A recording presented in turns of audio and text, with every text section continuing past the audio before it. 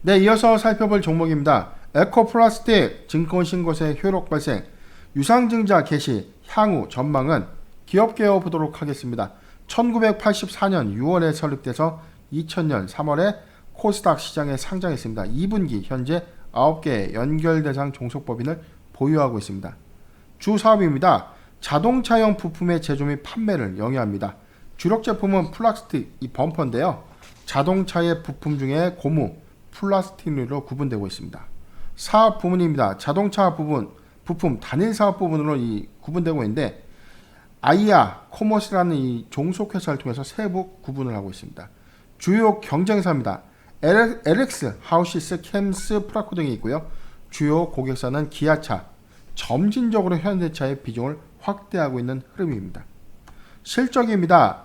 2020년 연간 실적은요, 연결 기준 매출액 1조 2,918억을 기록했는데 전년 대비 6.2%가 증가했고 영업이익은 42억을 좀 기록했습니다. 전년 대비 10.9%가 감소했습니다. 당기순 손실 50억을 기록하면서 적자로 좀 전환한 바 있습니다. 최근 2분기 실적입니다. 매출액 3,823억, 전년 동기 대비 31.2%가 증가했고 영업이익 57억을 기록하면서 흑자 전환했습니다. 당기 순손실 19억을 기록하면서 적자를 지속하고 있습니다. 최근 2분기 실적은 1월 1일부터 6월 30일 기준입니다. 체크포인트입니다. 증권신고서의 효력 발생, 주주배정 유상증자 일정이 본격화되는데 267억 원 규모의 이 주주배정 유상증자 결정으로 단기 모멘텀이 좀 저해될 수 있는 요인입니다. 최종 발행가액이 3,145원인데 11월 8일부터 9일 양일간 9주주 청약기일이 예정되어 있습니다. 유상증자의 신주 상장 예정일은 11월 30일. 차익 실현 물량 리스크가 좀 우려가 되고 있는데 11월 30날 이 영업일 전에 신주 권리공 매도가 좀 가능하기 때문에 11월 30일 이틀 이후에 시장에 신주가 유통될 수 있다는 점 잘 체크해야 되겠습니다. 두 번째입니다. 공모 유상증자 결정은요, 이 주가의 단기 악재로 좀 오인되고 있는데 오히려 주가는 이상 급등으로 따라서 이게 따른 어떤 리스크가 좀 부각되고 있는 거죠. 악재로 인식되고 있는 이 공모 증자가 이재명 전 경기도 지사의 관련주 정치 테마주로 편입이 됩니다. 이에 따른 어떤 이슈로 주가가 좀 급등한 바 있습니다. 세 번째입니다. 이재명 경기도지사 관련주 편입에 따라서 이 사업 모멘텀과는 전혀 연관성이 없는데 주가만 올라가는 거예요. 최근에 이재명 대선 후보자의 지역 경선 1위가 계속 발표되면서 이에 따라서 단기 주가 급등 사이로 해석되고 있는 대목입니다. 네 번째입니다. 테마주 편입으로 높은 주가 변동성은 주가의 중장기적 관점에서 다운사이드, 주가의 잠재적 하락 요건으로 좀 부각되고 있는 대목입니다. 네, 이어서 공시 살펴보도록 하겠습니다.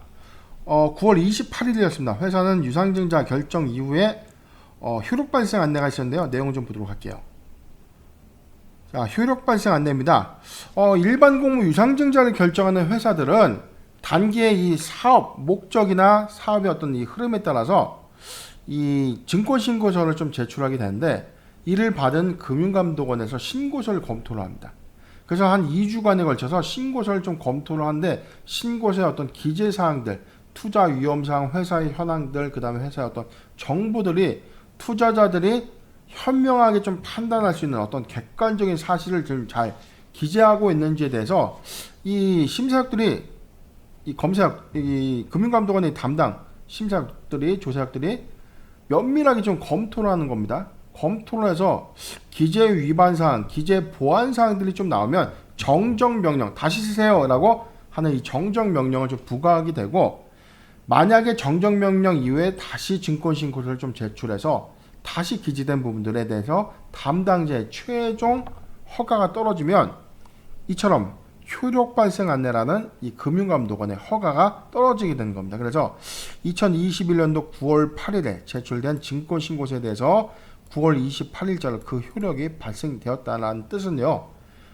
증권신고서 오케이 유상증자 해도 돼 라고 정식적으로 좀 이 금융감독원에서 승인을 하는 거다 라고 좀 보시면 되겠습니다. 그래서 투자 참고사항에 대해서는 투자 설명서를 미리 교부하지 않으면 그 취득을 하거나 매도해서는 안 되는 이 법적인 사항들 때문에 효력 발생 이후에 정식 투자 설명서를 좀 교부하게 되고, 이에 따라서 투자 설명서를 교부하게 되는 겁니다.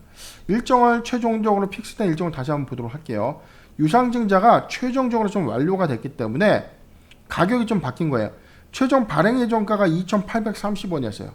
최초의 유상증자 신고서에서 수립됐던 예정 발행가는 2,830원이었는데 신고서가 수리가 되고 난 이후에 다시 발행가액을 환산해 보니까 주가가 오히려 최근에 급등한 이력 때문에 3,145원으로 발행가액이 좀 변경됐고, 회사는 이에 따라서 오히려 70억 5천만 원으로 배정됐던 이 채무상환 금액에서 27억 정도를 추가로 더 조달할 수 있는, 주가가 올라서 오히려 회사에 들어온 돈이 더 많아지게 된 것입니다. 그래서 확정된 이 유상증자인데 회사는 97억을 채무로 상환으로 하겠고 170억 원을 시설 자금에 사용하겠다. 아까 동방과는 좀 차이가 있습니다. 동방에는 거의 90%의 자금이 채무 상환이고 나머지가 운영 자금인데 여긴 대부분의 자금이 시설 자금이에요. 97억 원이라는 이 많지 않은 금액이긴 하지만 그래도 채무 상환,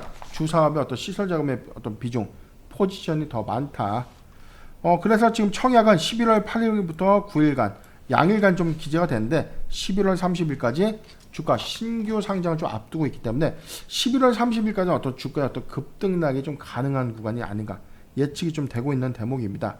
지금 차트를 좀 보더라도요. 작년에 1,400원 구간에서 1,600원 구간에 박스권에서 주가가 좀 지속 횡보를 작년엔 좀 했다가 올해 차량 경량과 관련된 이슈 부각이 됐던 시점이 올 1분기 요건이었어요. 자, 실적적 요인 좀 반영은 됐는데 왜 실적으로 크게 좀 주목받지 못한다면 1조 원의 매출을 기록했음에도 불구하고 영업이익의 어떤 회생률이 좀 너무 작다는 겁니다. 즉 임가공 매출 비율이 좀 많지 않나, 회사의 어떤 영업이익률이 매출액 대비해서 현재 좀 적기 때문에 숫자는 좀 많지만 실질적으로 회사의 어떤 쌓일 수 있는 영업이익률 관점에서는 다소 미비한 효과, 이것 때문에 실적으로 크게 좀 주목받지 못하는 효과라는 거죠. 그런데 이 회사 왜 갑자기 주가가 좀 급등을 했는가? 다름 아닌 이재명 경기도지사의 관련 정치 테마주로 편입이 되면서 시세를 좀 계속 만들고 있는 거예요. 자, 요 구간인데 자, 1차, 2차, 3차, 4차까지 이어갔던 이 상승, 이 흐름은 다름 아닌 정치 테마, 회사의 어떤 사업적인 어떤 효과는 좀 없이 주가의 어떤 경선 1위 소식, 그 다음에 대선 후보자의 어떤 기대감만, 맹목적인 기대감만 반영되었다. 오히려 유상증자의 어떤 권리작가 반영 이후에도 주가가 좀 오르는 기이한 현상입니다.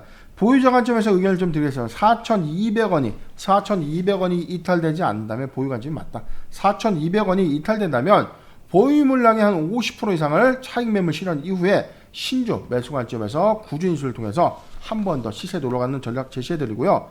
보유자 관점에서는 이 의견이 맞는데 신규 매수적 관점에서는 다소 부담스러운 구간이 맞다라고 해서 투자 의견 중립을 제시해드리겠습니다.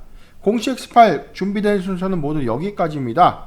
구독, 좋아요, 알림 설정 부탁드리고요. 저는 내일 이 시간에 다시 인사드리겠습니다. 고맙습니다.